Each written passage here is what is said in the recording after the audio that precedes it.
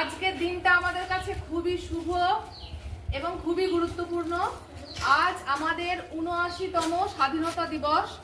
আজ আমরা পদ্মপুকুর প্রাথমিক বিদ্যালয়ে সকলে উপস্থিত হয়েছি এই আনন্দমুখর উৎসবকে আমরা শ্রদ্ধার সাথে আনন্দের সাথে উদযাপন করার জন্য।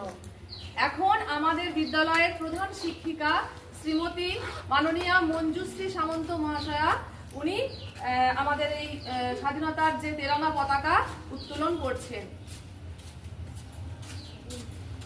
সবাই বন্দে মাতরম ধ্বনিতে